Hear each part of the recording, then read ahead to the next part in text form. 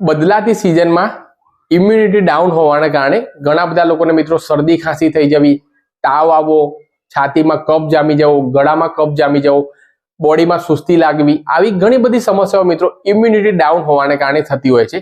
અને અત્યારની હાલની કન્ડિશનની હું વાત કરું તો ફેબ્રુઆરીનો મહિનો મિત્રો ચાલી રહ્યો છે, એટલે કે અત્યારે આપણને બેવડી ઋતુનો અનુભવ થાય. એટલે કે સવારે આપણે ઉઠીને આપણે કોઈ જોબ પર જતા હોય કે બહાર નીકળીએ તો ઠંડા ઠંડા પવનો મિત્રો વાતા હોય, એટલે કે સ્વેટર પણ પહેરવું પડે.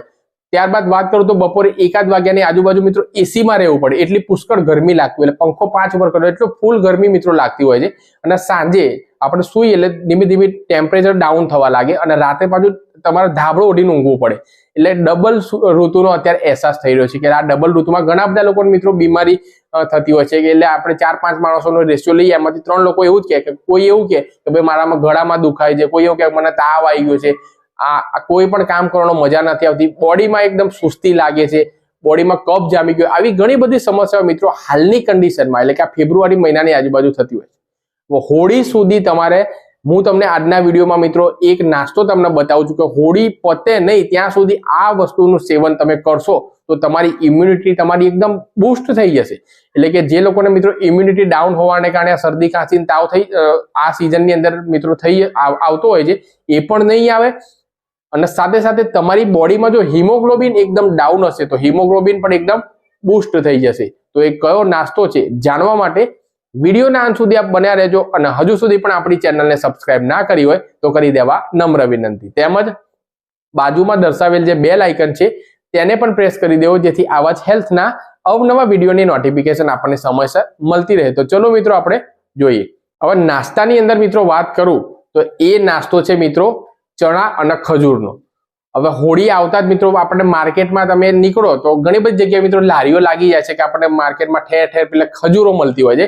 પરંતુ ઘણા લોકો તો મિત્રો હોળી જ્યારે હોળી દિવસ હોય ત્યારે હોળીમાં હોમે અને એક જ દિવસ સેવન કરે, પરંતુ એવું તમારે ક્યારેય મિસ્ટેક નહીં કરવાની. અત્યારથી જો તમારી ઇમ્યુનિટી સ્ટ્રોંગ કરવી હોય અને આ બદલાતી સિઝનમાં જો તમારે બીમાર ના પડવું હોય તો તમે આજથી જ આ વિડીયો તમે જોઈ રહ્યા છો તો મિત્રો આજથી તમે આ નાસ્તાનું સેવન કરી દેજો. માર્કેટમાં અલગ અલગ નાસ્તા મળતા હોય, આપણને ભૂખ લાગે તો આપણે જોબ પર ગયા હોઈએ તો ભાઈ ચલો ભાઈ પડીકા કોઈ ખાઈ લઈએ, પાવ પીઝા બર્ગર ખાઈ લઈએ, પરંતુ એ બધા નાસ્તાના કારણે તમારા બોડીમાં મિત્રો ખરાબી જ થવાની છે. કોલેસ્ટ્રોલ પણ વધે છે મિત્રો. ત્યારબાદ ઘણા લોકો મિત્રો આના કારણે મિત્રો જો વડાપાવ પીઝા ને દાબેલી ને બધું ખાય તો એના કારણે પિમ્પલ્સની પણ સમસ્યા થાય છે, કબજિયાતની પણ સમસ્યા થાય. તો એ બધા નાસ્તાને તમારે એક્ઝિટ કરી દેવાના. અને જો જે પણ તમારો સમય હોય, ધારો કે તમે ઘેર બેઠા હોય, કોઈ લાઇબ્રેરીમાં વાંચવા જતા હોય કે તમે જોબ પર હોય અથવા કોઈ બહારગામ તમે ફરવા ગયા હોય, પરંતુ તમારા નાસ્તાની અંદર તમારે જેવી તમારે ભૂખ લાગે તો તમારે ખજૂર અને ચણા અને બરોબર તમારે ચાવીને તમારે ખાવાનો છે.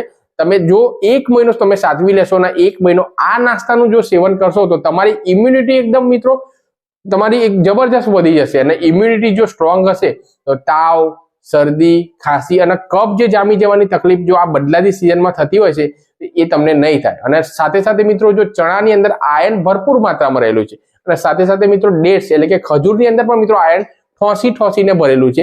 એટલે કે જો આ બંને વસ્તુનું કોમ્બિનેશન જો તમે સેવન કરશો તો જે લોકોને હિમોગ્લોબિન ડાઉન હોય એટલે કે મોઢામાં એકદમ ફિકાસ હોય, અને વાત કરું તો ઘણા લોકો મિત્રો થોડું ઘણું કામ કરે 5-10 મિનિટ અને થાકી જાય, ફ્લેટમાં રહેતા હોય તો 5મા માળે રહેતા હોય, 1 માળ ચડે પછી કે ભાઈ હવે મારે લિફ્ટમાં જ જવું પડશે, હું આગળ ચડી જ નહીં શકું, એટલા બધા થાકી જતા હોય. એ શેના કારણે કે તમારા બોડીમાં મિત્રો ઇમ્યુનિટી તો આપણી ડાઉન હોય અને સાથે સાથે HB એટલે કે હિમોગ્લોબિન પણ ડાઉન હોય તો આવી સમસ્યા મિત્રો થતી હોય છે. એટલે કે આ નાસ્તાનું સેવન આ મહિનો તમે કરી લેજો, જેનાથી મિત્રો તમારી ઇમ્યુનિટી છે એ પણ બૂસ્ટ થઈ જશે. અને સાથે સાથે જે લોકોને હિમોગ્લોબિનની ઉણપ હોય એ પણ મિત્રો દૂર થઈ જશે. અને આખા શિયાળાની અંદર આપણે જે વસાણા ખાતા હોઈએ છીએ, મીઠાઈ ખાઈએ છીએ, એનો કાચો આમ આપણા બોડીમાં જમા થાય, જેના કારણે મિત્રો શું થતું હોય છે કે અત્યારે જે ડાયજેશન થવાનું એ થઈ જાય, પરંતુ જે કાચો આમ જે જમા થયેલો હોય એ કફના સ્વરૂપે આપણા ફેફસામાં જામે, જેના કારણે કફ જો જામી જાય તો બોડીમાં શરદી અને ખાંસી થઈ જવાની તકલીફ મિત્રો આ સિઝનની અંદર ઘણા બધા લોકોને મિત્રો થતી હોય છે.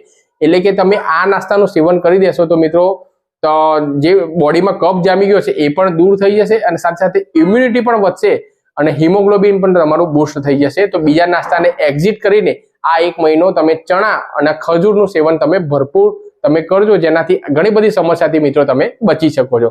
તો આશા રાખું છું કે આજના વિડીયોની અંદર જે પણ કંઈ ઇન્ફોર્મેશન આપવામાં આવી છે એ આપણા માટે ફાયદાકારક નીવડશે. નેક્સ્ટ વિડીયોમાં કોઈ નવા ટોપિક સાથે મળીશું. ત્યાં સુધી આ વિડીયોને તમને ગમે તો લાઈક કરીને મેક્સિમમ ગ્રુપમાં શેર કરવા નમ્ર વિનંતી. થેન્ક યુ મિત્રો. જય Hind. Have a nice day.